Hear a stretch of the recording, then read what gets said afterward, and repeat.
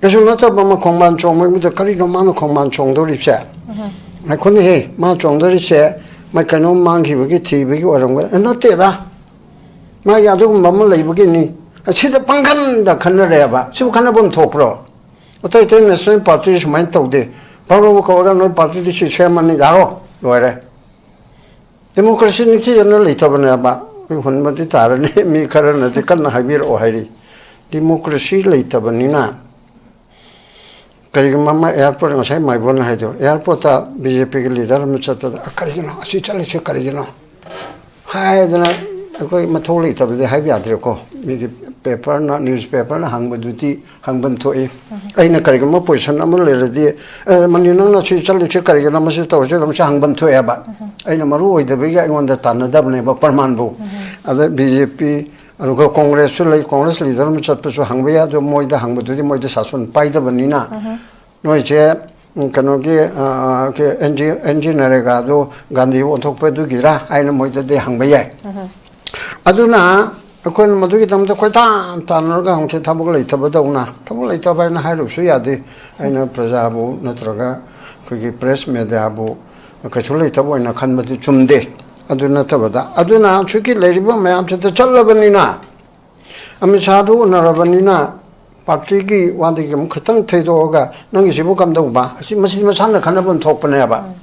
아디로는 어떨게 자하기 좀 아디로는 어떨게 어토리티디 나트래 집 세크레터리 홈 세크레터리 거버너 나트래 아주나 많이 폴리티컬 기타나 봄 토야 봐 사회국이 집어 감다고 그것도 봐는 오늘은 마도 먹대 하라마니 그 집어 감다고 봐 이제 레리비시다 아주 어다이나 만은 아이부 헬로는 그저 하이미 야로 아들게 만은 호이 오이로네는 그저 하이로 라인티기 다 간게다블 레럽스 숭아이 하이도 에 라스트 미니트 다 모디나 모디 숭아가도 모디세 뭐온다 와카카도리니 모디나 건너 걸 아세데시 떠로 홍메시 하이도이니 만 델리기 조만을 레피 가나가 줄 마음 까리버 콜리버 레리버 마음도 조간 칸에서나 레카고다 하이브라 라이드는 피면 또 걸려 마음 푸는 야야 아주만 사이 마이 본나 하게도 마이나 파티는 타바 모이 파티기디 오이바 일렉션 나타바 마수 칸메야 바 아주 마망가 주거나 하이그래 아티클 164다 governor चिमिंस खली मतलब कल मैं खले है बिजली तोंगाने ले रखो पार्टी लीडर पार्टी की मेजॉरिटी पार्टी ने तो पार्टी सुंदर की लीडर खले है इतना फिर का स्टेक क्लेम तो लगा चिमिंस ने खली अभी तो 1 2 3 4 हर गांव में यावरी है बा 4 सीधा असेंबली के मेंबर ओइदबा और काउंसिल लगा ना काउंसिल के मेंबर ओइदबा इधरों लोग बमी अमा मतलब मैं पार्टी मेंबर ओइबी है ना तो का मापान की ओइबी है अदुगुम्बा मतम खरगी था तरुक फाउबा तरुक सुगदब नोम वलंगे फाउबा चिफ मिनिस्टर खनबे याबा और एनी मिनिस्टर खनबे याबा अदु माइना साइ माइबोना हाइदुना असनो कॉन्ट्राक्ट तारे से खनिंग दरदा अदु वगोदि नोइ पार्टी के एग्जीक्यूटिव मिनिस्टर सोइनसो कोबा मले मसि ओइना हापगे दाइ सु याबा था मतो ओरसो अनि से तरुक ति फाबे याद्रे अदुगी पोतुमा अदुमक्सु आइदि तगदब मामदे अदुनो जिके लेरिबा सिदा अखोइगे सि याम सोनमन करे अखोई प्रजा होइबदे कायरे करिनोइदा सुमाइना पॉलिटिक्स तवौनति सेंटर ना कइनोमा हाइदरदि आइना अखोई कुनथानगा लेपसबा ngamद्रबा अखोई से सोम चकद्रा काय चा हांग माखो को आदिगी काय हर के यंग टेलीफोन तोरबा का कर हाइ यंग लोइरेने सिगी प्रजा ने बखोई से अजुके मतिक तोमसे अते नेशनल पार्टी जो आई फय हाइरोय हजिके लेरिबसिना मणिपुरदा तौरिबा अतैददि खरबु फरमगनि बीजेपी की मणिपुरदा तौरिबसिदि नरेंद्र मोदी ने मणिपुर से असुके मते नुक्सीदबा असुके मते हांगोइना खनबसिबु करिगिनो मछि रिसर्च वर्क म तौबु चंगि आइना राय कॉलेज की आइ यूनिवर्सिटी वजा खरदो हाइबनि करिगिनो नरेंद्र मोदी ना ते अहुम ते अनि मखाय अनि के थातरा हैन साइलेंट ऑब्जर्व तौरिबसे मछि करिगो ओइबे हाइबसी लाइसु हाइबा मयाम पॉलिटिकल नॉलेज लेरबा मयाम अमुक्तंग रिसर्च वर्क अम तौयेबको मदु गेदमुक्ता खोइना बसा खाइनरगा करिगेदमुक्तनो हाइबसी मागे पीएम ऑफिस ता हंगका दु कदायदा हंगका कदायदा interview लौरगा यामना हमथमंगिरे बखोइसे अदुना Moina to we get the state that they was Hamga Jangarang and a sheet like that. Prime Minister, Tararak Suramani. Kanomo to Wigisho, Hazarikagi, Bade to Wigisula E, Amata Wigisula E, as they can check an unto Nangaram, Ementa Besato, me Lishing Taragi, cultural troop Amatoraga, Pazupaze, Azumatore, Hayang Modela for the Utkador, Masamaka Yaudana. Rehearsal to the Chief Minister Yaudana, Kanoling Silla Krentai. To Ashida de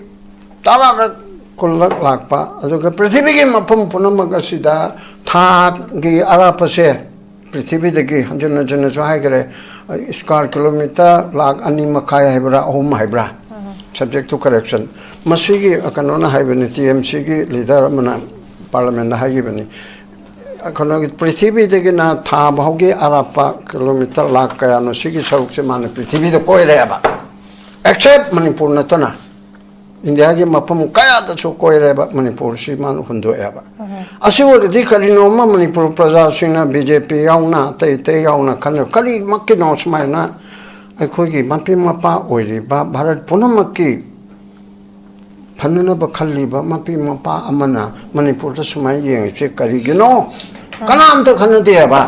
खैलुरिबसे अदो मान खतन कनोम तोरप मोदी मोदी मोदी मोदी तो थागचे खो यायने मणिपुर के दमुक्ता असी तौरगे मणिपुर के दमुक्ता सी तौरगे मणिपुर के नक्शे चानना बिदम सी तौरगे करोड़ लिसिंग यांखै थादरगे मणिपुर के अदु सारगे लंबी थोंग पुनमक तौरगे मणिपुर से अवांग बथाक्ता पुखलगे हाइदना हायुने मोदी दो अखोय लाख अमको कोटी मफुरक थागछेबा अखोयना मदु थागतबगे धमक्ता मीटिंग का तौसेबा अदु अदगु मम्मा भावबा याउदे मणिपुर के करिगु मम्मा तो तोबिनिंग दबा मोंग तौनिंग नमदि याय उत्तरेबा थबकतो अदा अखोयना मसिदा खनरदना असदेली चपिका खोंबान म चोंगरे मसे करी ओइबा याय कायदना सकादे मनि खरा ngang माइ बोन अदगी जाला नोय लागा खरा हाइबियो ngangiमनिने से गोजु इबुई कायरेना कछुना तब मेथड मिगी मणिपुर के चौकल खोंथांग पुरकना बगे कमाई तौनी हाइबगे डिबेट तौद्रे अदगी सेम थुंगे लंबी मणिपुर से इंडस्ट्री कमाई लिंगनी रिसोर्स मोबिलाइजेशन फाइनेंशियल मोबिलाइजेशन कमाई तौनी इनोसिदा करिकरि हजिक तौरिबसे सिगुमबी मतंग दा खोय ननेदरेबा सरकार सेमगद्रा सेमोइद्रा असे होय मालु ओइदे हाइबुदे याफोनते सरकार तु लेतरबनिना अदुना सिगी पोदसिदा अखोगी अखोना बीजेपी बु तोंगाना यकना बोइना येंगबा नते मोदी जी ना लुचिंगिबा अमित शाह जी ना लुचिंगिबा डिक्टेटोरियल पॉलिसी तौबा मानबा ऑटोक्रेटिक स्टाइल की फंक्शनिंग तौबा सिबु अखोना यानिंगदे हाइबनि लनाय मी मोदी दु ओइना नत्रगा अदुना तुना नते अदगी इंडिया दा अखोय सावबा लेते government of India at present BJP की शासन मोंग तादबदो अदुगी वानेबा अदुना नसिदे अखोय मैम चे अदुगा दागा अदुगा मन तौगदि राइद्रो रोइबदा मा हागेना मन ए नोय कोके तरके यावगदनि यावदरदे लेजिस्लेचर गे लेरिबा कॉन्ट्रैक्टर सिमनुदा नोय मंत्री जो अरंबा अदुगा लीडर मैम डीजीपी अरंबा दुदा तोरंबा नोय तरे यावरे अतोपा होमदे सपोर्ट तौने खंगदे नोय तरे एक्शन लोगनि एक्शन लोगदा मणिपुर ता कायरगदरा बीजेपी सी याम ngam से कोई खंगेबा मतो मणिपुर का हेंदनना बदा कुकी मयाम से थेम गेरा फा गेरा पुन गेरा नत्रगा कइनो म तोरगा याहन गेरा मसिबु इराय लाइदरने पहलगाम गे कुकी कनुदा पबुंग अहन बोइना बरोल करमाइन दिको तो पे पबुंग मसे दिल्ली दा वारी सानरिबा डिकोडिंग दिल्ली मीटिंग हाइबनि ngarang मणिपुर के हाने के चीफ मिनिस्टर बीजेपी के लुसिंगबा म ओरिबा श्री नोंथोंबम बिरेन अरुगा पार्टी सिगी स्टेट प्रेसिडेंट सरदार देवी अते कना कना चपदुदे खंगद्रे अनि सि पुन्न चखिबिगी पाउतारे नंग दांगमा इम्फाल टाइम्स के मतुंग इनदि नंग दांग पुंग तारा दगिना पुंग अमरम चांगना हाइदि तारा दिने तारा माथoi बाव हाइदारे चौराकना असिदा श्री बीरेन गा अमित शाह गा होम मिनिस्टर गा उनबगी वापम मामो पल्ली अदुंदे सोर्स तकी फजनो पल्ली बा इम्फाल टाइम्स तंग सिगी नंथिन गे फोंबा से फोंग सिदा हाइरि सुनिदि उनरम बतारे उनदनदि उनैदि हाजिलोयाबा ꯑꯗꯨꯒꯤ ꯄꯣꯠ ꯑꯗꯨ ꯂꯩꯔꯕꯅꯤꯅ ꯃꯣꯏꯅ ꯆꯠꯈꯤꯕꯁꯤꯒꯤ ꯃꯔꯨꯑꯣꯏꯕꯗꯗꯤ ꯑꯩꯅ ꯁꯨꯝ ꯈꯟꯕꯗ ꯉꯁꯤ ꯇꯥꯡ 19ꯁꯦ BJPꯒꯤ ꯅꯦꯁꯅꯦꯜ ꯄ꯭ꯔꯁꯤꯗꯦꯟꯠꯒꯤ ꯃꯣꯏ ꯑꯟꯀꯟꯇꯦꯁ ꯑꯣꯅꯣꯅꯃꯁ ꯆꯣꯏꯁ ꯑꯣꯏꯅꯅꯕ ꯅꯣꯃꯤꯅꯦꯁꯟ ꯃꯌꯥꯝ ꯑꯃ ꯉꯁꯥꯏ ꯅꯨꯡꯊꯤꯜ ꯇꯧꯔꯝꯃꯅꯤ ꯑꯗꯨꯒꯤꯗꯨꯗ ꯑꯁꯤꯒꯤ ꯄꯨꯡ ꯅꯨꯡꯗꯥꯡꯋꯥꯏꯔꯝ ꯐꯥꯎꯒꯤ ꯃꯅꯨꯡꯗ ꯅꯣꯃꯤꯅꯦꯁꯟ ꯐꯥꯏꯜ ꯇꯧꯕ ꯄꯥꯔꯇꯤꯒꯤ ꯀꯩꯅꯣꯒꯤ ꯑꯩꯈꯣꯏꯒꯤ ꯁ꯭ꯇꯦꯠꯀꯤ ꯄ꯭ꯔꯁꯤꯗꯦꯟꯠꯁꯤꯡ ꯑꯗꯨꯒ ꯂꯦꯖꯤꯁꯂꯦꯆꯔ ꯂꯤꯗꯔꯁꯤꯡ ꯑꯣꯔ ꯃꯔꯨ ꯑꯣꯏꯕ ꯑꯗꯩ even prime minister home minister ꯅꯣꯃꯤꯅꯦꯁꯟꯁꯤ ꯃꯈꯜ 3 ꯊꯣꯛꯅ ꯄ꯭ꯔꯥꯏꯝ ꯃꯤꯅꯤꯁꯇꯔꯅ ꯂꯨꯆꯤꯡꯕ ꯇꯤꯝ ꯑꯃ ꯑꯗꯒꯤ ꯄ꯭ꯔꯁꯤꯗꯦꯟꯠ ꯃꯌꯥꯝꯒꯤ ꯇꯤꯝ ꯑꯃ ꯁ꯭ꯇꯦꯠꯀꯤ ꯄ꯭ꯔꯁꯤꯗꯦꯟꯠ ꯃꯌꯥꯝꯗꯣ ꯑꯗꯒꯤ ꯑꯇꯩ ꯁꯦꯟꯇ꯭ꯔꯦꯜ ꯂꯤꯗꯔꯁꯤꯡ ꯃꯌꯥꯝꯒꯤ ꯇꯤꯝ ꯑꯃ ꯇꯤꯝꯁꯦ ꯃꯈꯜ 3-4 ꯊꯣꯛꯅ ꯅꯣꯃꯤꯅꯦꯁꯟꯁꯤ ꯃꯁꯤꯡꯗꯤ ꯈꯪꯗ꯭ꯔꯦ 50-100 ꯇꯧꯒꯗꯕ ꯃꯥꯜꯂꯤ ꯑꯩꯈꯣꯏꯒꯤ ꯍꯧꯖꯤꯛ ꯍꯧꯖꯤꯛ ꯋꯥꯔꯀꯤꯡ ꯄ꯭ꯔꯁꯤꯗꯦꯟꯠ ꯑꯣꯏꯔꯤꯕ ꯑꯁꯥꯡꯕꯗꯤ ꯈꯪꯗ꯭ꯔꯦ ꯅꯕꯤꯟ ꯍꯥꯏꯕ꯭ꯔꯥ ꯑꯁꯤ ꯑꯅꯣꯅꯃꯁ ꯆꯣꯏꯁ ꯑꯣꯏꯅꯅꯕꯒꯤꯗꯃꯛꯇ ꯃꯌꯥꯝ ꯁ꯭ꯇꯦꯠ ꯄꯨꯝꯅꯃꯛꯇꯒꯤ ꯑꯗꯨꯒꯨꯝꯕ ꯄ꯭ꯔꯁꯤꯗꯦꯟꯠꯁꯤꯡ ꯀꯔꯤꯁꯤꯡ ꯂꯤꯗꯔꯁꯤꯞ ꯃꯌꯥꯝ ꯌꯥꯎꯔꯒ ꯅꯣꯃꯤꯅꯦꯁꯟ ꯃꯌꯥꯝ ꯑꯃ ꯉꯁꯥꯏ ꯍꯧꯖꯤꯛ ꯂꯣꯏꯔꯝꯃꯅꯤ ꯄꯨꯡ 4-5 ꯐꯥꯎꯕ ꯇꯧꯋꯦ ꯍꯥꯏꯕ꯭ꯔꯥ ꯑꯗꯨ ꯇꯧꯔꯒ ꯍꯌꯦꯡꯁꯤꯅ ꯗꯔꯀꯥꯔ ꯂꯩꯔꯕꯗꯤ ꯀꯟꯇꯦꯁ ꯇꯧꯔꯗꯤ ꯚꯣꯠ ꯇꯧꯒꯅꯤ ꯇꯧꯗ꯭ꯔꯒꯁꯨ ꯍꯌꯦꯡ ꯂꯥꯎꯊꯣꯛꯀꯅꯤ ꯃꯣꯁ ꯄ꯭ꯔꯣꯕꯦꯕ꯭ꯂꯤ ꯍꯧꯖꯤꯛꯀꯤ ꯄ꯭ꯔꯥꯏꯝ ꯃꯤꯅꯤꯁꯇꯔꯅ ꯍꯣꯝ ꯃꯤꯅꯤꯁꯇꯔꯅ ꯑꯗꯨꯒ ꯅꯗꯥꯅ ꯍꯧꯖꯤꯛꯃꯛ ꯂꯩꯔꯤꯕ BJPꯒꯤ ꯅꯦꯁꯅꯦꯜ ꯂꯤꯗꯔꯁꯤꯞꯅ ꯅꯕꯤꯟꯁꯦ ꯑꯁꯤꯕꯨ ꯑꯅꯣꯅꯃꯁ ꯏꯂꯦꯛꯁꯟ ꯇꯧꯅꯅꯕ ꯒꯤ ꯋꯥꯈꯜ ꯊꯧꯔꯥꯡ ꯑꯃ ꯂꯥꯡꯕꯅꯦꯅ ꯈꯜꯂꯤ ꯑꯗꯨꯗ ꯃꯔꯨ ꯑꯣꯏꯅ ꯄꯥꯔꯇꯤꯒꯤ ꯄ꯭ꯔꯁꯤꯗꯦꯟꯠ ꯑꯗꯨꯒ ꯂꯦꯖꯤꯁꯂꯦꯆꯔꯒꯤ ꯍꯥꯟꯅꯒꯤ ꯂꯨꯆꯤꯡꯕ ꯍꯥꯏꯕ ꯇꯥꯔꯦ ꯑꯁꯤ ꯀꯧꯕꯅꯤ ꯍꯥꯏꯅ ꯈꯜꯂꯤ ꯑꯗꯩꯗ ꯅꯥꯇꯩ ꯆꯥꯕꯗꯨꯗ ꯑꯗꯨ ꯁꯣꯏ ꯇꯧꯔꯝꯃꯒꯗ ꯑꯗꯨꯝ ꯂꯥꯛꯄ ꯌꯥꯕꯗꯨꯗ ꯑꯃꯨꯛ ꯃꯅꯤꯄꯨꯔꯒꯤ ꯏꯁꯨ ꯑꯃ ꯂꯩꯔꯤꯕꯅꯤꯅ ꯀꯔꯤꯒꯨꯝꯕ ꯍꯣꯝ ꯃꯤꯅꯤꯁꯇꯔ ꯎꯅꯕꯒꯤ ꯈꯨꯗꯣꯡꯆꯥꯕ ꯐꯪꯉꯕꯗꯤ ꯁ꯭ꯔꯤ ꯕꯤꯔꯦꯟꯅꯁꯨ ꯈꯟꯅꯅꯤꯡꯒꯅꯤ ꯑꯗꯨꯒ ꯍꯣꯝ ꯃꯤꯅꯤꯁꯇꯔꯅꯁꯨ ꯍꯥꯟꯅꯒꯤ ꯆꯤꯐ ꯃꯤꯅꯤꯁꯇꯔ ꯑꯣꯏꯕꯅꯤꯅ ꯂꯤꯗꯔꯁꯤꯞꯇꯨꯗꯤ ꯂꯩꯔꯤꯕꯅꯤꯅ ꯀꯔꯤꯒꯨꯝꯕ ꯈꯔ ꯇꯥꯟꯅ ꯇꯤꯛꯅꯕ ꯅꯪ ꯍꯦꯛꯇ ꯑꯣꯏꯔꯣꯏꯅ ꯍꯥꯏꯕꯗꯤ ꯑꯣꯏꯔꯝꯗꯕꯁꯨ ꯌꯥꯏ ꯅꯠꯇ꯭ꯔꯒ ꯃꯥ ꯑꯣꯏꯍꯜꯂꯒꯦ ꯔꯥꯖꯅꯤꯇꯤꯗ ꯑꯃꯒꯤ ꯃꯃꯥꯡꯗ ꯅꯪ ꯑꯣꯏꯔꯗꯕꯅꯤ ꯍꯥꯏꯅ ꯍꯥꯏꯔꯣꯏꯕ ꯔꯥꯖꯅꯤꯇꯤꯒ ꯑꯩꯅ ꯈꯪꯕꯗ ꯁꯨꯡꯉꯥꯏ ꯍꯥꯏꯗꯣꯛꯑꯣꯏꯕ ꯍꯣꯏ ꯅꯪꯒꯤ ꯃꯣꯠꯇꯣ ꯑꯩ ꯈꯪꯉꯦ ꯍꯥꯏꯔꯒ ꯇꯧꯒꯗꯕꯅꯤ ꯀꯣꯟꯅ ꯃꯣꯏꯅ ꯂꯦꯞꯀꯗꯕ ꯄꯣꯠꯇꯨꯗꯤ ꯑꯗꯨꯝ ꯂꯦꯞꯇꯨꯅ ꯂꯩꯔꯝꯃꯅꯦꯕ ꯃꯣꯏꯅ ꯈꯟꯒꯗꯧꯕ ꯁꯣꯝꯗꯁꯨ ꯂꯦꯖꯤꯁꯂꯦꯆꯔ ꯒ꯭ꯔꯨꯞ BJPꯒꯤ ꯂꯩꯔꯤꯕ 30 ꯍꯥꯏꯔꯣ ꯃꯄꯨꯡꯗ ꯀꯣ 3 ꯑꯃ ꯀꯨꯀꯤ ꯉꯥꯏꯍꯥꯛ ꯊꯝꯃꯒꯁꯨ 30ꯗꯨꯅ ꯍꯥꯏꯔꯤꯕꯁꯤ ꯃꯣꯏꯅ ꯄꯥꯝꯕ ꯂꯤꯗꯔ ꯑꯃ ꯂꯩꯖꯔꯒꯁꯨ ꯑꯃꯔꯣꯝꯗ ꯃꯥꯏꯅꯣꯔꯤꯇꯤ ꯑꯣꯏꯅ ꯑꯃ ꯂꯩꯖꯔꯒꯁꯨ ꯑꯗꯨꯗꯤ ꯁꯦꯟꯇꯔꯅ ꯍꯥꯞꯄꯛꯄꯗꯨꯗ ꯑꯩꯈꯣꯏ ꯌꯥꯁꯤꯀꯣ ꯍꯥꯏꯕꯁꯤꯗꯗꯤ ꯃꯣꯏ ꯑꯅꯤ ꯂꯣꯡꯗ꯭ꯔꯤꯑꯕ ꯑꯩꯈꯣꯏ ꯃꯌꯥꯝꯅ ꯄꯥꯝꯕꯅ Aꯁꯤ ꯄꯥꯝꯃꯦ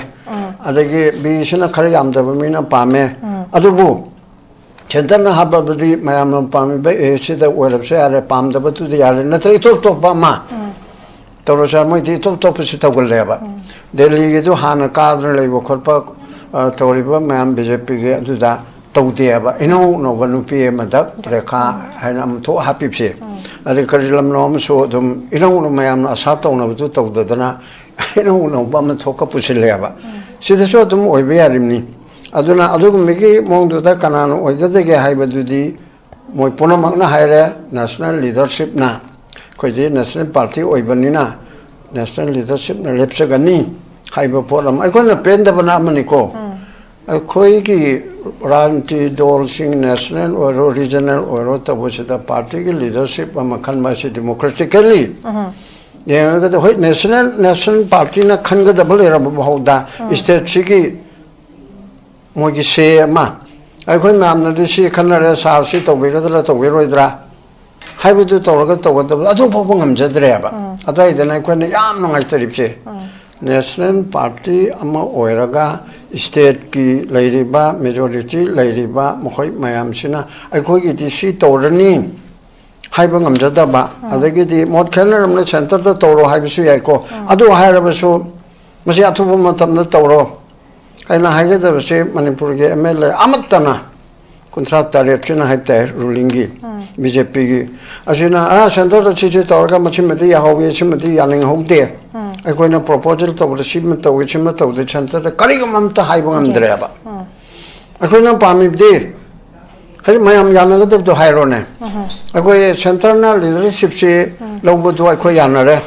ꯁꯦꯟꯇꯔꯅꯕꯨ ꯈꯜꯂꯗꯤ ꯑꯩꯈꯣꯏ ꯌꯥꯔꯦꯅ ꯄꯤꯊꯣꯛꯈ꯭ꯔꯕꯅꯤ나 ꯑꯗꯨ ꯁꯥꯔ ꯁꯨꯍꯟꯕꯤꯔꯣ ꯅꯠꯇ꯭ꯔꯒ ꯃꯁꯤ ꯇꯥꯡ ꯑꯁꯨꯛ ꯐꯥꯎ ꯃꯅꯨꯡꯗ ꯇꯧꯕꯤꯔꯣ ಅದು ತವರಬ ಯಾ ಕಾ ಹಾಯ್ದನ ಕಮೆಂಟ್ ತಗೋ ಖೊಟ್ಪಸೆ ಈಜಿಪ್ಟ್ ಯಾದಬದೌನಾ MLA ಅಮಗಿ ಮಾಗಿ ಇಂಡಿವಿಜುವಲ್ ಕೆಪಾಸಿಟಿ ದಾ ಸ್ಟೇಟ್ಮೆಂಟ್ ಪಿಬೆ ಯಾದಬದೌನಾ ಅಕೋಗಿ ಲೇಟೆಸ್ಟ್ ಕೆ ಮಸಾಂಗದೆ ಕ್ವೆಶ್ಚನ್ ಹಂಗಕನು ಕನ್ನೋದ ಸೆಂಟರ್ ಸಿನಗರೆ हाइबा सिदी यामना पांगदबा अयमबा करी वहाइना हाइगनी सिदी याम नुंगाइते अखो इकायबा बीजेपी दो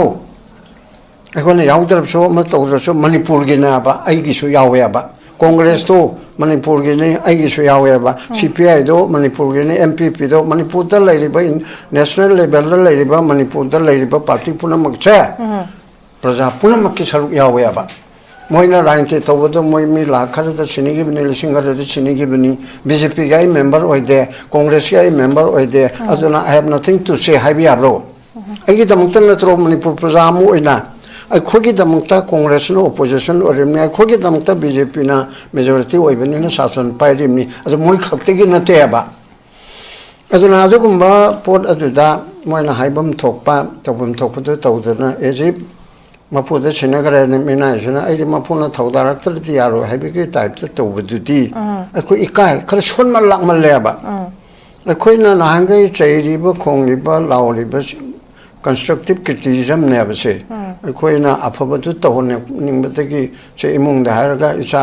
फतबदो चैदना खर येंग कौददना खर येंग अदिगे खर तमथिना अमुक येंबगी मोंग माललगा येंग अदु मांगनबा ताहनबा मुक्ति यादबा अदु माइना तौबने बा चेस्टाइजमेंट हारिसिनी अदुगी पोट अदुदा मोइसे सोनना लामनगरे अदुना हुजिकी थंबिरिबा टॉपिक सिगी येंगोरगदि मै प्रेसिडेंट खनबदुगी लेयरनी हायंग हाइदोनी मै नेशनल प्रेसिडेंट दो अदा मणिपुर के गवर्नमेंट से मसीदी हुजिकी मयामम येनेबा उकन मरक्ता यूनिवर्सिटी प्रोफेसर मरक्ता कलायदा सुक्सेम सेमोय हाइबो ग्रुप अमा साइमगे नै अद सोइन सेमगनि हाइबमा आइना हाइरिमना सेमगनि हाइबदा सो आइ कमेंट तौनिंगदे सुक्सेम सेमोय सो हाइनिंगदे तौदबु पोजीशन दि करिनो पोजीशन दि 356 प्रेसिडेंट रूल चलाइरिबनि 356 क्लोज 5 की मतुंग इना चही अमदगी हेन सांगथबा यादे चही अमदगी हेन सांगथगे हैरबदि मैम लोइना खंगमा होरे को मैम लोइन नैनदना 356 के क्लोज 5 की ममैदा हाइरिबसे चही अमदगी हेनगे हरि तरुक तरुक सिना था तरुक तरुक सिना अनि चही अम पारबसिदगी हेनगे हैरबदि इमरजेंसी लौथोक पताय इमरजेंसी लौथोदि 352 दा लानी अदो इमरजेंसी लौथोदि कदौनी लान तारक लेब्रा लॉ एंड ऑर्डर चुमने के फतबदुन यादरे पब्लिक ऑर्डर दा याम छिन कायरब्रा इमरजेंसी नतरदि उपाय लेतबा भारत पुनमक तव याब्रा भारत पुनमक ति तौररोय मणिपुर खक्तेगी तव याब्रा अदुसु लॉ एंड ऑर्डर दि शांति लेरे तना गवर्नर की स्टेटमेंट दा बाव हायरे को शांति हंजल ए हायरे अदोदि इमरजेंसी तौनबा मछक लेतरे अदो इमरजेंसी तौनबा मछक लेतरदि एंड हायरगा इलेक्शन कमीशन भोट तब यारोय हायबा अदुसु हायनिंगाय लेतरे मनमचिना चही अमदगी हेन सांगदोके हायरबदि इमरजेंसी लेतबनिना भोट तब यारो हायबा पोल लेतबनिना सांगदोकनाबि मरमदो लेतरे सांगदोक तरबोरदि सरकार सेंद्रदि बेरा अमला अनि अदु नत्रगना सांगदोके हायरबा इमरजेंसी के क्वेश्चन इलेक्शन की नतबदा तौगे हायरगदि अखोगे जम्मू कश्मीर पंजाब तौगे दुमाइना तौगे हायरगदि कॉन्स्टिट्यूशन अमु एमेंड तौगदबा अदुरगदि 2/3 दरकार लेबा हाइदि इमरजेंसी की नतबा अदुगा इलेक्शन की तौबा यारो हाइबिगी नतबा पुमसेम समनो कॉन्स्टिट्यूशन की 356 की 5 सेमदोगा मणिपुर की ओइना खुदम जम्मू कश्मीर की तोंगाना सेमदो इदना पंजाब त चाहिए होम न चाहिए मंगा हाइदना मरक सेमदो इदना अदुमाइना अहोम सुबा मणिपुर की ओइना मणिपुर की हेंसोन मणिपुर दा प्रेसिडेंट उल चाहिए अहोम तौबा अहोम दे हायर अने दैदि हाइना सेमदो बोइदि अदुगी मखादुदा सरकार सेमदबा यारे प्रेसिडेंट उल दु चतबा यारेबा अदुमक्ति नत्रे कॉन्स्टिट्यूशन सेमदोकपदा पार्लियामेंट दा होजिक लैरिबसे 2/3 की क्वेश्चन दी एराइज तौदेबा एनडीए के गवर्नमेंट सिना चहुमगा अहुमला कायनो लेबनि सब्जेक्ट टू करेक्शन अदो ऑपोजिशन दा लैरिबा असे मसी सरुक याउदबा यारबा अहुम थोकपिगे अनि ओरबोइदि अदो अहुम थोकपिगे अनि दुदि opposition dagi yaura kadaba natabnina constitution amendment tawbagi chu hojimukti darkar leiteba maram singchi leibana sarkar da khona pamaya pamdaba ye sem daba ya da pot mani haibachi akoina sumaina thamningeba ada tai tai maram pangchana suksem semo gaina haibachi da adu maram piudana BJP che thajade adugi thajade dun yaroi lo chatte ne moide lo chatta bde swai mi pami pungi lo no adargi di chatta bya constitution de chatre entawradi supreme court lady opposition lady citizen mamam lady case la oidro adudadi chatta bya roeba haidana chuma hamna tham okay babung thank you so much ko lady ba PR chalai kham matuna constitution ki kangdon gi matung ina adugu suspended animation su laim dana centers and langak semak na bagi jagam di rumam khaki tum lai ri bandana swai matang gitani koina semak katra semoidra haibegi pot ma question ma chaung lai se duga amuk center da akoi gi leader se ma hekta adagi khalak pa yare haibegi moi punna yabai wafam amdi lai de amana ada khalak podo koi loina mak sap manana yare haibegi wafam sima su lai ne dune anytime center na seming ma tam dum semak pa yai haibegi wafam su tu tatana dum pan raga lebni maram di kain hai kanda leader gi sida bunda bagi post center na yara ga de yare haibegi ayat pam ta laitana makoi loina mak yabai wafam su lai ben chief minister gi visit se maru oina hujik se yamna attention se attractor ese kai gino hai kanda hujik lai diba timing of the visit hai tare and kano sembagi su yam kana langkhan ba matam dana government ma popular government sembagi su aduna adu tar leadership khan ba ma sungsai gi wari sana ba consensus ama purakna ba natri haira kanda karam hain tawgani sigi matang do all of a sudden modi anu bam khalak pa bagi post dum adu maksu leiben dana chief minister gi visit sidai da chief minister hanagi former chief minister amasung ladiba central leaders singa da sigi relationship se karamaina sidai to reflect to se kamai thamini pabo acheng ba haibaga akoina mong the assessment to mai ba ani le aseng mai du na to ra khanga da ba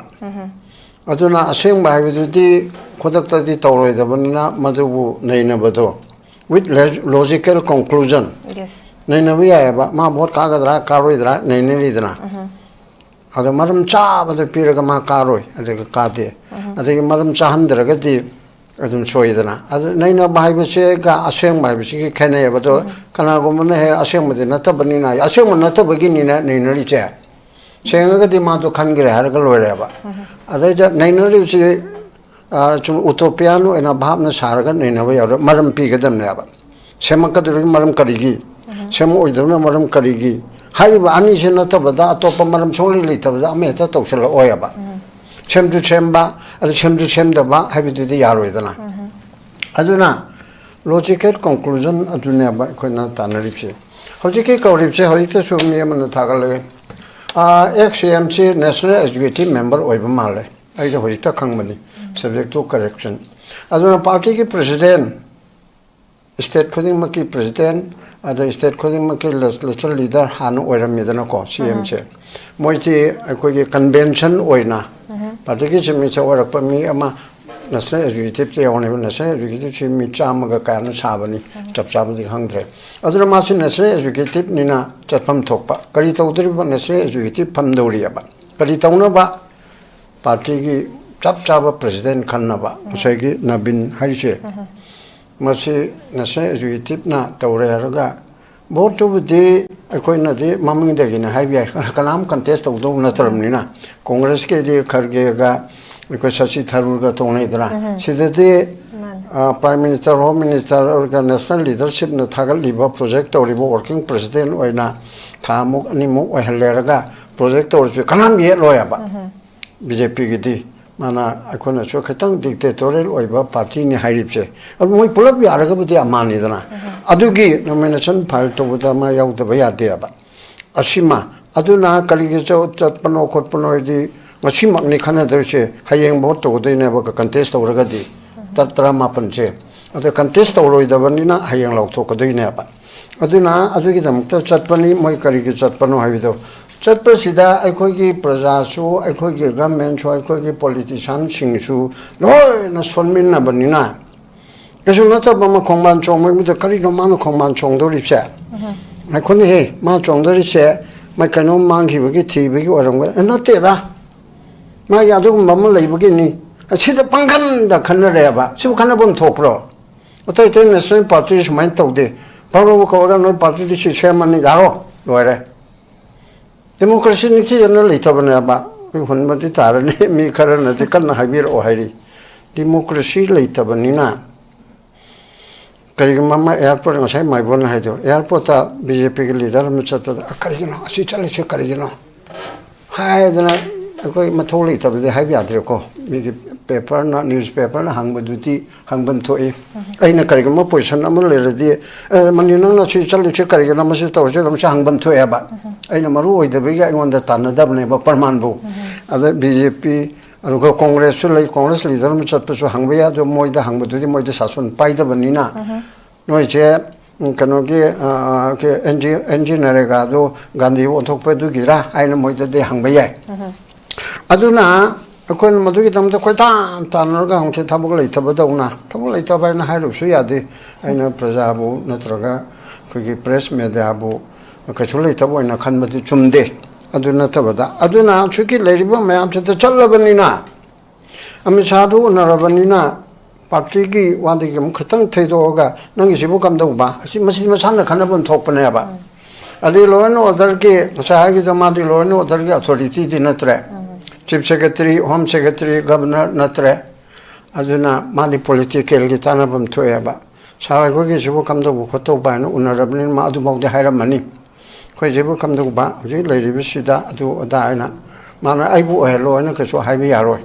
अदगी मानो होय ओइरोने न कसो हाइरोय राइनटी की दा खनगदब लेरबसु लेतरबसु सुंगाय हाइदोय हे last minute to दा मोदी ना मोदी सुंगाव यावदबु मोदी से मोंदा वाककदोरिनि मोदी ना कोन कोलो असेदे सितौरो होंगमसी हाइदोयनि मान दिल्ली की सुमान लेपी कनागा चुल मयाम कारिब खोलिब लेरिब मयाम दे सुगान खनदना रेखा गुप्ता हाइबरा राइदुनि पी में तो खले मयाम पुनम याया अदुमाना साइ माइबोन हाइगे दुमाइना पार्टी नतबा मोय पार्टी की दि ओइबा इलेक्टेड नतबा मसु खनबे याबा अदु ममंगा जु कोन हाइगरे आर्टिकल 164 दा गवर्नर न चमिन्स खली मतो कलमै खले हाइबि दि तोंगान लेरो को पार्टी लीडर पार्टी की मेजॉरिटी पार्टी नत्र पार्टी सुंदु की लीडर खले हाइदना पिरगा स्टेक क्लेम तो हलगा चमिन्स न खली अदि 1 2 3 4 हरगा म यावरियबा 4 सिदा असेंबली के मेंबर ओइदबा काउंसिल लेरगना काउंसिल के मेंबर ओइदबा इदोंग नोंब मी अमा मदो मोय पार्टी मेंबर ओइबिया नत्रगा मापान की ओइबिया अदुगुम्बा मतम खरगी था तरुक फाउबा तरुक सुगदब नोम वलंगे फाउबा चीफ मिनिस्टर खनबियाबा और एनी मिनिस्टर खनबियाबा अदु माइना साइ माइबोना हाइदुना असनोय कॉन्ट्राक्ट तारे से खनिंदरदा अदु गोदि नोय पार्टी के एग्जीक्यूटिव मिनिस्टर सोइनसो कोबा मले मसी ओइना हापगे दाइ सुयाबा था मतो ओरसो अनि से तरुक्ति फाबे याद्रे अदुगी पोतुमा अदुमक्सु आइदि तगदब मामदे अदुनो जिके लेरिबा सिदा अखोइगे से याम सोनमन घरे अखोइ प्रजा ओइबदे कायरे करियनोइदा सुमाइना पॉलिटिक्स तवौनते सेंटर ना कइनोमा हाइदरदि आइना अखोइ कुनथानगा लेपसबा ngamदरबा अखोइ से सोम चकदरा काय चाहंग माखो को आदिगी काय हर के यंग टेलीफोन तौरबा ए कर हाइ यंग लोइरेने सिगी प्रजा ने बखोइ से अजुके मतिक तोम से अते नेशनल पार्टी जो आई फय हाइरोय हजिके लेरिबसिना मणिपुर दा तौरिबा अतैददि खरबु फरमगनि बीजेपी की मणिपुर दा तौरिबसिदि नरेंद्र मोदी ने मणिपुर से असुके मते नुक्सीदबा असुके मते हंगोइना खनबसिबु करिगिनो मछि रिसर्च वर्क म तौबु चंगी अइना जाय कॉलेज की अइ यूनिवर्सिटी को जा खरदो हाइबनि करिगिनो नरेंद्र मोदी ना ते अहुम ते अनि मखाय अनि के थातरा हैन साइलेंट ऑब्जर्व तौरिबसे मछि करिगो ओइबे याय हाइबसि लाइसु हाइबा मयाम पॉलिटिकल नॉलेज लेरबो मयाम अमुक्तंग रिसर्च वर्क म तौबु यायबको मधु गेदमुक्ता खोइना बसा खाइनरगा करिगेदमुक्तनो हाइबसि मागे पीएम ऑफिस ता हंगका दु कदायदा हंगका कदायदा इंटरव्यू लौरगा यामना हमथमंगिरे बखोइसे अदुना मोइना तौबिगे यारदि स्टेट अतैदे तो आसामगा जंगरांग ngasi लाक्ता प्राइम मिनिस्टर तारारक सोरमनी कइनोम तौबिगेसो हजारिका के बादे तौबिगेसो लाई अमर तौबिगेसो लाई अदिगे ngasi कइनोम तौने ngarang हेमंत बिस्वास तो मी लिसिंग तारागी कल्चरल ट्रुप अमा तौरगा ꯐꯖ ꯐꯖꯩ ꯑꯗꯨ ꯃꯇꯣꯔꯦ ꯍꯌꯦꯡ ꯃꯣꯗꯤ ꯂꯥꯛꯄꯗ ꯎꯠꯀꯗꯧꯔꯤꯕꯅ ꯃꯁꯥ ꯃꯛꯀ ꯌꯥꯎꯗꯅꯀꯣ ꯔꯤꯍꯥꯔꯁꯦꯜ ꯇꯧꯕꯗꯨꯗ ꯆꯤꯞ ꯃꯤꯅꯤꯁꯇꯔꯒ ꯌꯥꯎꯗꯅ ꯀꯟꯅ ꯍꯣꯠꯅꯩ ꯉꯁꯤ ꯂꯥꯛꯈ꯭ꯔꯦꯅ ꯇꯥꯏ ꯇꯣ ꯑꯁꯤꯗꯗꯤ ꯇꯔꯥꯔꯛ ꯀꯨꯜꯂꯛ ꯂꯥꯛꯄ ꯑꯗꯨꯒ ꯄ꯭ꯔꯤꯊꯤꯕꯤꯒꯤ ꯃꯐꯝ ꯄꯨꯝꯅꯃꯛ ꯑꯁꯤꯗ ꯊꯥꯒꯤ ꯑꯔꯥꯞꯄꯁꯦ ꯄ꯭ꯔꯤꯊꯤꯕꯤꯗꯒꯤ ꯍꯟꯖꯤꯟ ꯍꯟꯖꯤꯟꯅꯁꯨ ꯍꯥꯏꯈ꯭ꯔꯦ ꯁ꯭ꯀ꯭ꯋꯥꯔ ꯀꯤꯂꯣꯃꯤꯇꯔ ꯂꯥꯛ 2.5 ꯍꯥꯏꯕ꯭ꯔꯥ 3 ꯍꯥꯏꯕ꯭ꯔꯥ subject to correction masigi kanona haibani TMC gi leader amana parliament haibani kono prithibi de na tha bhauge arapa kilometer lakh kaya no sigi saruk se man prithibi de koi re ba except manipur na tana india gi mapam kaya da so koi re ba manipur si man hundo ya ba asiwo di kalino ma manipur praja sina BJP yauna te yauna kan kali makki no smai na ꯑꯩꯈꯣꯏꯒꯤ ꯃꯄꯤ ꯃꯄꯥ ꯑꯣꯏꯔꯤꯕ ꯚꯥꯔꯠ ꯄꯨꯝꯅꯃꯛꯀꯤ ꯐꯅꯅꯕ ꯈꯜꯂꯤꯕ ꯃꯄꯤ ꯃꯄꯥ ꯑꯃꯅ ꯃꯅꯤꯄꯨꯔꯗ ꯁꯨꯃꯥꯏꯅ ꯌꯦꯡꯉꯤꯁꯦ ꯀꯔꯤꯒꯤꯅꯣ ꯀꯅꯥꯝꯇ ꯈꯟꯅꯗꯦꯕ ꯈ꯭ꯋꯥꯏ ꯂꯨꯔꯤꯕꯁꯦ ꯑꯗꯣ ꯃꯥꯅ ꯈꯤꯇꯪ ꯀꯩꯅꯣꯝ ꯇꯧꯔꯛꯄꯗ ꯃꯣꯗꯤꯗꯨ ꯊꯥꯒꯠꯁꯦ ꯑꯩꯈꯣꯏ ꯌꯥꯏꯅꯦ ꯃꯅꯤꯄꯨꯔꯒꯤꯗꯃꯛꯇ ꯑꯁꯤ ꯇꯧꯔꯒꯦ ꯃꯅꯤꯄꯨꯔꯒꯤꯗꯃꯛꯇ ꯁꯤ ꯇꯧꯔꯒꯦ ꯃꯅꯤꯄꯨꯔꯒꯤ ꯅꯨꯡꯁꯤ ꯆꯥꯟꯅꯅꯕꯒꯤꯗꯃꯛꯇ ꯁꯤ ꯇꯧꯔꯒꯦ ꯀꯔꯣꯔ 50,000 ꯊꯥꯗꯔꯒꯦ ꯃꯅꯤꯄꯨꯔꯒꯤ ꯑꯗꯨ ꯁꯥꯔꯒꯦ ꯂꯝꯕꯤ ꯊꯣꯡ ꯄꯨꯝꯅꯃꯛ ꯇꯧꯔꯒꯦ ꯃꯅꯤꯄꯨꯔꯁꯦ ꯑꯋꯥꯡꯕ ꯊꯥꯛꯇ ꯄꯨꯈꯠꯂꯒꯦ ꯍꯥꯏꯗꯅ ꯍꯥꯏꯌꯨꯅꯦ ꯃꯣꯗꯤꯗꯣ ꯑꯩꯈꯣꯏ ꯂꯥꯛ ꯑꯃꯒ ꯀꯣꯇꯤ 40ꯔꯛ ꯊꯥꯒꯠꯁꯦꯕ ꯑꯩꯈꯣꯏꯅ ꯃꯗꯨꯒꯤ ꯊꯥꯒꯠꯄꯒꯤꯗꯃꯛꯇ ꯃꯤꯇꯤꯡ ꯀꯌꯥ ꯇꯧꯁꯦꯕ ꯑꯗꯨ ꯑꯗꯨꯒꯨꯝꯕ ꯑꯃ ꯐꯥꯎꯕ ꯌꯥꯎꯗꯦ ꯃꯅꯤꯄꯨꯔꯒꯤ ꯀꯔꯤꯒꯨꯝꯕ ꯑꯃꯠꯇ ꯇꯧꯕꯤꯅꯤꯡꯗꯕ ꯃꯑꯣꯡ ꯇꯧꯅꯤꯡ ꯉꯝꯃꯗꯤ ꯌꯥꯏ ꯎꯠꯇꯔꯦꯕ ꯊꯕꯛꯇꯣ ꯑꯗ ꯑꯩꯈꯣꯏꯅ ꯃꯁꯤꯗ ꯈꯟꯅꯔꯗꯅ ꯑꯁ ꯗꯦꯜꯂꯤ ꯆꯠꯄꯤꯒ ꯈꯣꯡꯕꯥꯟ ꯑꯃ ꯆꯣꯡꯈ꯭ರೆ ꯃꯁꯤ ꯀꯔꯤ ꯑꯣꯏꯕ ꯌꯥꯏ ꯀꯥꯏꯗꯅ ꯁꯦꯀ꯭ꯔꯦꯇꯔꯤ ꯃꯅꯤ ꯈꯔ ꯉꯥꯡꯕꯤꯌꯨ ꯃꯥꯏꯕꯣꯟ ꯑꯗꯒꯤ ꯖꯥꯂꯥ ꯅꯣꯏ ꯂꯥꯛꯑꯒ ꯈꯔ ꯍꯥꯏꯕꯤꯌꯨ ꯉꯥꯡꯉꯤꯕꯅꯤꯅꯦ ꯁꯤ ꯑꯩꯈꯣꯏꯁꯨ ꯏꯕꯨ ꯏꯀꯥꯏꯔꯛꯑꯦꯅ ꯀꯩꯁꯨ ꯅꯠꯇꯕ ꯃꯦꯊꯗ ꯃꯤꯒꯤ ꯃꯅꯤꯄꯨꯔꯒꯤ ꯆꯥꯎꯈꯠ ꯈꯣꯡꯊꯥꯡ ꯄꯨꯔꯛꯅꯕꯒꯤ ꯀꯔꯝꯍꯥꯏꯅ ꯇꯧꯒꯅꯤ ꯍꯥꯏꯕꯒꯤ ꯗꯤꯕꯦꯠ ꯇꯧꯗ꯭ꯔꯦ ꯑꯗꯒꯤ ꯁꯦꯟ ꯊꯨꯝꯒꯤ ꯂꯝꯕꯤ ꯃꯅꯤꯄꯨꯔꯁꯤꯗ ꯏꯟꯗꯁꯇ꯭ꯔꯤ ꯀꯔꯝꯍꯥꯏꯅ ꯂꯤꯡꯒꯅꯤ ꯔꯤꯁꯣꯔꯁ ꯃꯣꯕꯤꯂꯥꯏꯖꯦꯁꯟ ꯐꯥꯏꯅꯥꯟꯁꯤꯌꯦꯜ ꯃꯣꯕꯤꯂꯥꯏꯖꯦꯁꯟ ꯀꯔꯝꯍꯥꯏꯅ ꯇꯧꯒꯅꯤ ꯌꯨꯅꯤꯚꯔꯁꯤꯇꯤꯗ ꯀꯔꯤ ꯀꯔꯤꯗ ꯍꯧꯖꯤꯛ ꯇꯧꯔꯤꯕꯁꯦ ꯁꯤꯒꯨꯝꯕꯒꯤ ꯃꯇꯥꯡꯗ ꯑꯩꯈꯣꯏ ꯅꯩꯅꯗ꯭ꯔꯦꯕ ꯁꯔꯀꯥꯔ ꯁꯦꯝꯒꯗ꯭ꯔꯥ ꯁꯦꯝꯃꯣꯏꯗ꯭ꯔꯥ ꯃꯁꯤ ꯍꯣꯏ ꯃꯔꯨ ꯑꯣꯏꯗꯦ ꯍꯥꯏꯕꯕꯨꯗꯤ ꯌꯥꯄꯣꯟꯇꯦ ꯁꯔꯀꯥꯔꯗꯨ ꯂꯩꯇ꯭ꯔꯕꯅꯤꯅ ꯑꯗꯨꯅ ꯁꯤꯒꯤ ꯄꯣꯠ ꯑꯁꯤꯗ ꯑꯩꯈꯣꯏꯅ BJPꯕꯨ ꯇꯣꯉꯥꯟꯅ ꯌꯦꯛꯅꯕ ꯑꯣꯏꯅ ꯌꯦꯡꯕ ꯅꯠꯇꯦ ꯃꯣꯗꯤꯖꯤꯅ ꯂꯨꯆꯤꯡꯉꯤꯕ ꯑꯃꯤꯠ ꯁꯥꯍꯖꯤꯅ ꯂꯨꯆꯤꯡꯉꯤꯕ ꯗꯤꯛꯇꯦꯇꯣꯔꯤꯌꯦꯜ ꯄꯣꯂꯤꯁꯤ ꯇꯧꯕ ꯃꯥꯟꯕ autocratic style की functioning तो सिबु अखोइना यानिंगदे हाइबनि लनाइ मी मोदी दु ओइना नत्रगा दुना तुना नते अदि इंडिया दा अखोइ सावबो लेते government of India at present BJP की शासन मोंग तादबदो अदुगी वानेबा अदुना नसिदे अखोइ मयाम चे अदुगा दागा अदुगा मन तौगदि लैद्रो रोइबदा मा हागेना मन ए नोइ कोकि थरके यावगदनि यावदरदे लेजिस्लेचर गे लेरिबा contractor सिमनुदा नोइ मंत्रीजु अरंबा अदुगा leader ma'am DGP अरंबा दुदा Toramba नोइ तरे यावरे अतोपा होमदुदे सपोर्ट तौनि खंगदे नोइ तरे एक्शन लोगनि एक्शन लोगुदा मनिपुर ता कायरगदरा BJP सी याम ngam से कोइ खंगेबा मदो मनिपुर काहेन दननबदा कुकी मयाम से थेम गेरा फा गेरा पुन गेरा नत्रगा कहीं तौर याहनगेरा इराई लाइदरने पहलगाम की कनोदा पाकिस्तान ने इंसिल तौरीब पहलगाम मी हालीबसिंग अदुबु मागी मदुगी थबक असे मिनिट 22 22 मिनट कायना नरेंद्र मोदी जना हाइरेबा होजे इततना हाइरे एना फादन खोतन लरगा होजे बिसार चतबा होरेबा चार्ज लाकरेबा थाके भागरे फानी ओहम खतन हाइरे बाप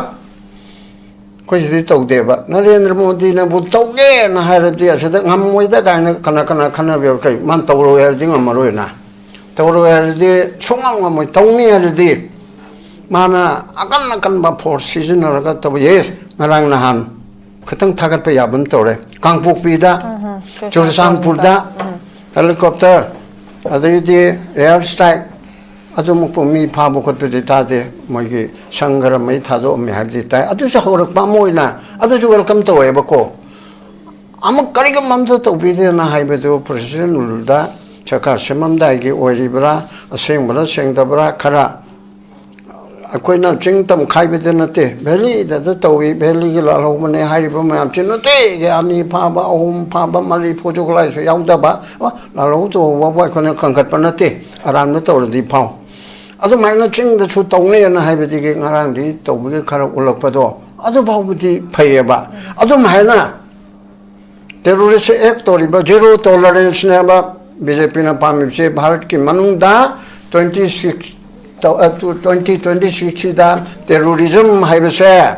ꯃꯁꯤ ꯖꯤꯔꯣꯗ ꯍꯟꯊꯍꯟꯕ ꯍꯥꯏꯕꯅꯦꯕ ꯑꯗꯨꯗꯤ ꯃꯅꯤꯄꯨꯔꯁꯤ ꯇꯦꯔꯣꯔꯤꯖꯝ ꯑꯝꯇ ꯂꯩꯇꯦ ꯍꯥꯏꯅ ꯈꯟꯕ꯭ꯔꯣ ꯃꯣꯏꯅ act of terrorism dagineba lakriba manipur kairiba kainanabagi lambi laiba pot punamakase jati amagi terrorism magedi pau aigi phagano haibana teba act of terrorism toriba judi nana zero tolerance haidi chapjana tawdana madigi potu chapjana tawbada akhoi sakar semba yauni haibagi ningai tawbisi yaroeba adu masakta manipur hanjana so haigare kana gomane ye labso manipur se Tripura se masi thugai ngamde haibasi home ministry na khangabane bako adugi port aduda kana namati hoi nahan kana namane badi 363 do adu apply tawdam nate 3 ge yanate adu makha do padan torimne aba constitution ki any provision amana masai ki measure again ga mari leina ba adudigi thorakpado aduda akaiba pirabadi adu yaro haibane aba अदुरदी आइना मफम साबम द हाइगेना थंबनी former chief secretary ओरम अमना हाइबेदो आर्टिकल 3 दो मखा दे यावरी बा 363 की मखा की पोर्शन दुदा कॉन्स्टिट्यूशन की एनी प्रोविजन अमना आइदि 362 प्रोविजन अमनी दना मसिना कनमते की मजे एग्रीमेंट की मचे की अदुते की लाखिबा अदुके मरि लेनबदा सोकप तारबदी मधु यारोय हाइबनेबा अदुरा ngसाइगी मथक की दुदा पावरकंदा अखोगे मजे गेमेन की प्रोविजन सिंग अदुगी मतंगदा लाकपदो सुप्रीम कोर्ट न ताबे यादे खप्ता हाइबनी आर्टिकल 3 के मरिल नदे आइना हाइगी बताएबको आई चलब मतुंगदा आर्टिकल 3 की मतंग दुदी अम क्वेश्चन चंगी बना 363 न हापम मिसे करिगिनो मर्जर तौगिबा अदुगा ट्रीटी तौगिबा स्टेट समनायदा मणिपुर के त्रिपुरा का हरिसी असिगी सिदा अमुका न क्वेश्चन तौरप यारोय हाइसी मजे गेमेन हिंगी बनत्रा